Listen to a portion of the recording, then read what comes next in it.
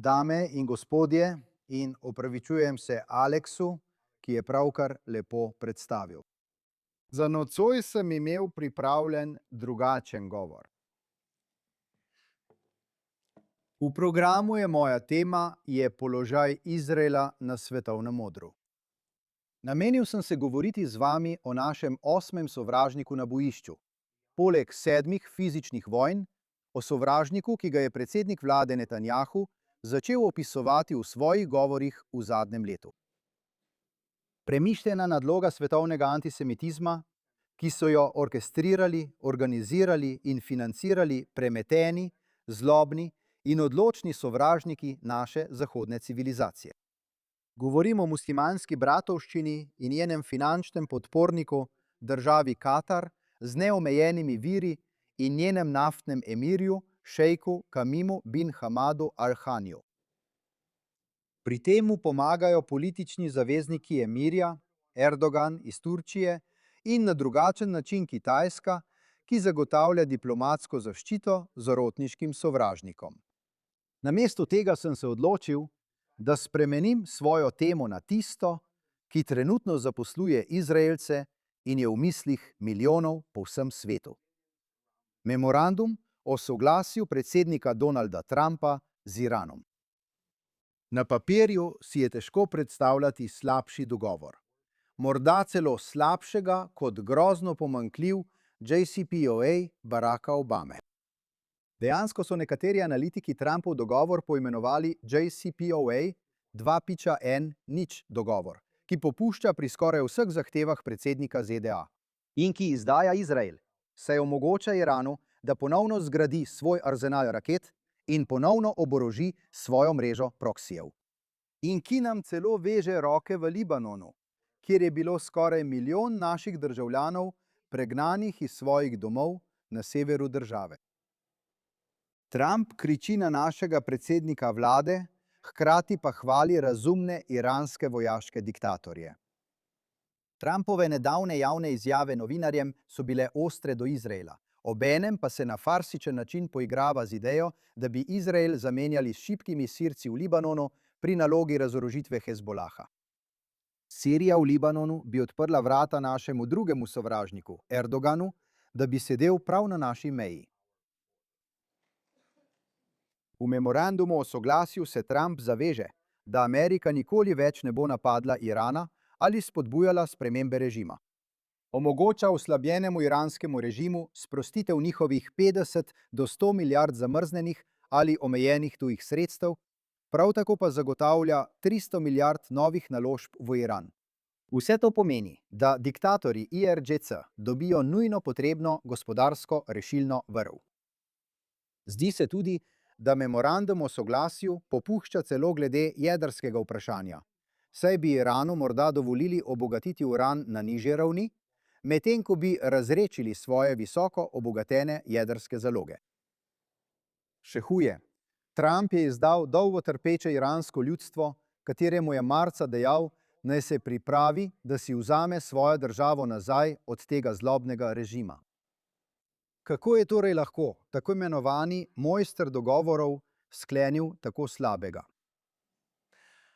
Dovolite mi, da ponudim nasprotno mnenje in se lotim nekaj optimističnega ugibanja o tem, kaj mislim, da počne Trump. Za zapisnik ne razkrivam državnih skrivnosti. Ta teza je moj logični pogled na situacijo, ki temelji na pogovorih z dobro obveščenimi viri in mojih osebnih opazovanjih predsednika ZDA. Februarja, potem ko so pogajanja z Iranom zašla v slepo ulico, je Trump umaknil svoja osebna odposlanca Jareda Kushnerja in Steva Witkoffa. Nato je brez opozorila sprožil operacijo Epohna Bes v sodelovanju z Izraelom, najbolj sposobnim in morda edinim pravim zaveznikom Amerike.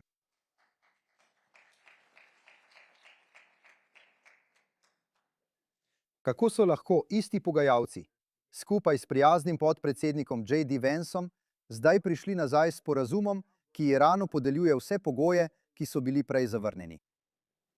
Zame je bilo jasno, da je v tem krogu Trump svoji ekipi dal jasna navodila, ki jih povzemam takole.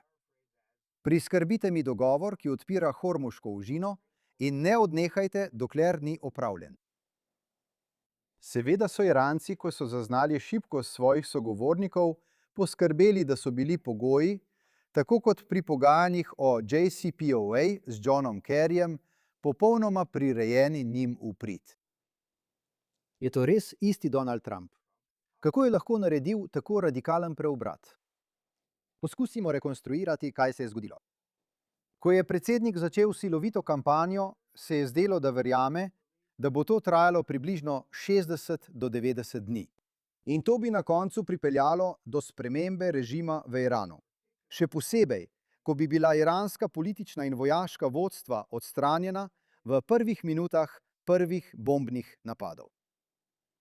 Toda Iranci so se izkazali za veliko bolj odporne in težje nasprotnike, kot sta si to predstavljala Trump in morda celo Bibi. Poleg tega je Iran je pridobil gospodarsko prednost nad predsednikom s tem, da je oviral plovbo v Hormuški užini. Trumpov odziv, blokada iranskih pristanišč in začetek operacije Gospodarski bes se je zdel dobra taktična poteza. In Trump je sprva navzven kazal potrpežljivost ter medijem povedal, da se mu ne mudi. Ameriški javnosti, ki ga je vse manj podpirala, je tudi povedal, da so začasno višje cene goriva majhna cena za svobodo pred iransko jedrsko grožnjo. Toda Trump ima v naslednjih 4 mesecih velike načrte. V zadnjem času se zdi, da je vse bolj obupan, da bi vojne cilje rešil s pogajanji namesto s silo ali gospodarskim pritiskom, kar je pripeljalo do memoranduma o soglasju, ki sta ga podpisali obe sprti strani. Najpomembneje je, da Trumpa v začetku novembra čakajo vmesne volitve v ZDA. Glede na to, kako nepriljubljena je vojna med ameriško javnostjo, se Trump upravičeno boji, da bi izgubil oba doma kongresa, kar bi ga za preostanek predsedniškega mandata naredilo šibkega in neučinkovitega predsednika. Trump ima tudi praznovanje 250. rojstnega dne ZDA 4. julija, ki sledi njegovi lastni 80. rojstnodnevni zabavi, ki jo je prejšnji teden praznoval na svoj nekonvencionalen način z UFC dogodkom na svojem dvorišču. Nazadnje je Trumpova država gostiteljica svetovnega prvenstva v nogometu, ki se bo zaključilo v New Jerseyju 19. julija. Da bi poskušal zmagati na volitvah in mirno praznovati svoje poletne načrte, je bil Trump prisiljen popustiti pri skoraj vseh predvojnih ciljih, da bi prepričal Iran, naj odpre Hormuško užino, da bi lahko znižal ceno nafte. Zato so pogoji tega dogovora enostranski in očitno grozni. Toda dogovor je večstopenjski. Memorandum o soglasju prinaša tako Trumpu kot Iranu gospodarsko olajšanje. Odprtje užine za komercialna plovila odstrani neposreden pritisk na Trumpa.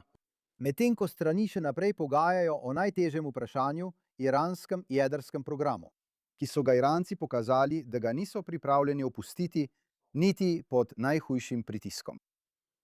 Kaj pa, če je memorandum o soglasju le velika prevara Donalda Trumpa, kjer se pogajanja nadaljujejo na predvidljivo jalov način?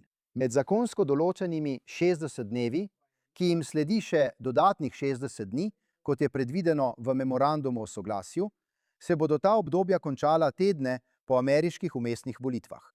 Donald Trump lahko vodi kampanjo na podlagi nizkih cen nafte in svojega mirovnega dogovora z Iranom. Kot dodaten bonus bo kričanje na Bibija in njegovo zbadanje verjetno priljubljeno v vse bolj izolacionistični Ameriki.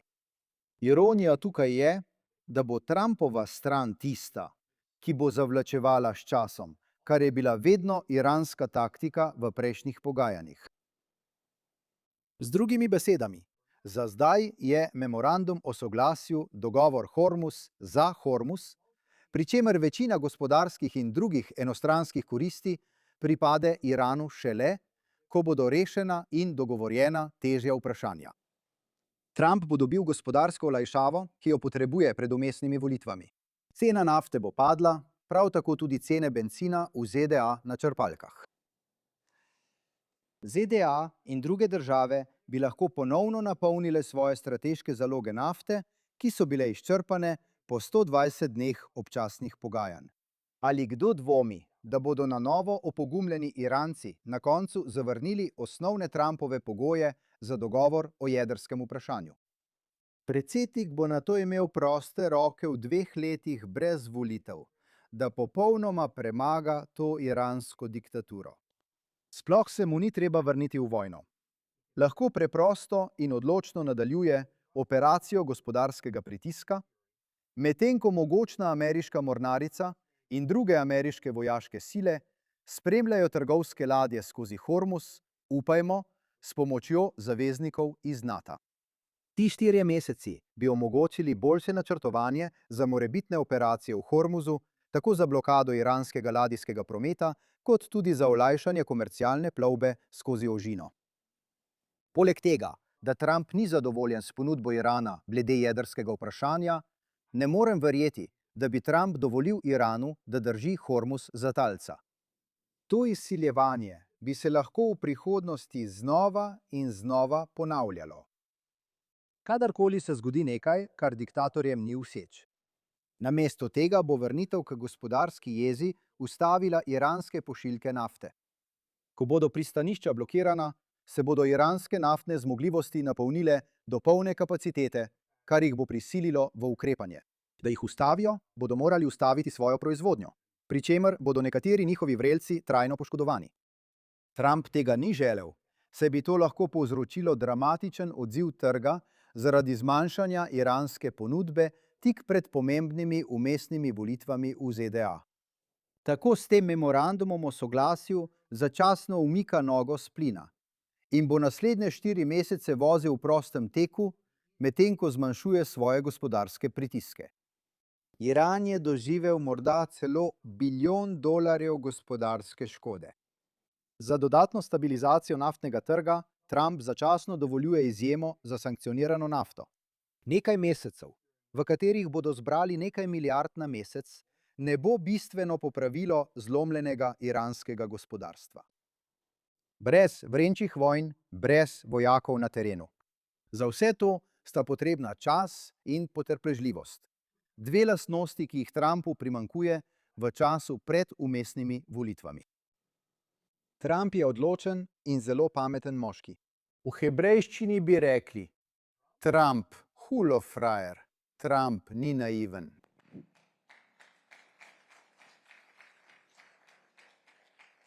Spomnim, da je desetletja dosledno ponavljal, da je edini način za soočanje z ajatolami uporaba sile.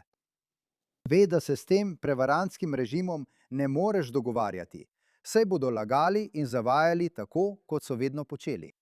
Pravzaprav, kdaj so takšne vrste mednarodnih dogovorov s pregledi in podobnim sploh kdaj prej uspele? Iran je vedno goljufal in ta režim bo vedno goljufal tudi v prihodnosti. Točno tako, kot je Trump priznal, ko je kritiziral Obamov JCPOA. Naj to jasno povem. Edini način, da odpravimo grožnjo jedrsko oboroženega Irana, je zamenjava režima.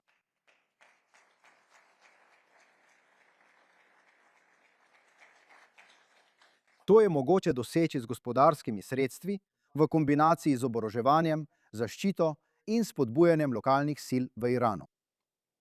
To je najboljša priložnost, kar smo jih kdaj imeli, da odpravimo ta zlonamerni režim in osvobodimo dolgotrpeče iransko prebivalstvo njihovih osovraženih voditeljev. Režim, ki ga zdaj, kot kaže, vodi IRGC, ki je poslala svojo oblegano milico, da je v 2 temnih dneh januarja pobila 10.000 pogumnih iranskih protestnikov, ki so se borili za svojo osnovno svobodo. Režim, ki bo kmalu odvržen na smetišče zgodovine.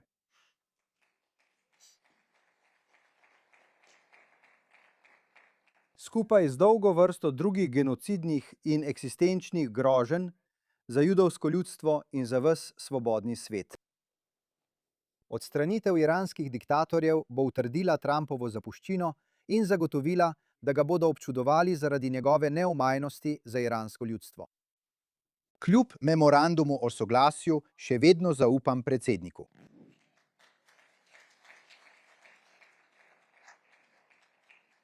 Ni se nenadoma pred skupino iranskih nepomembnežev odpovedal svoji modrosti in pogumu. Če si izposodim in nekoliko popačim slavno izjavo Neil Armstronga ob pristanku na Luni, je memorandum o soglasju majhen korak nazaj, da bi naredili velikanski skok naprej za dobro človeštva.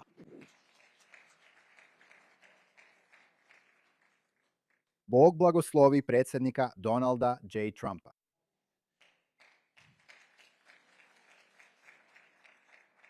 Bog blagoslovi Združene države Amerike. Bog blagoslovi Izrael in judovsko ljudstvo. Am Jizrael Haj.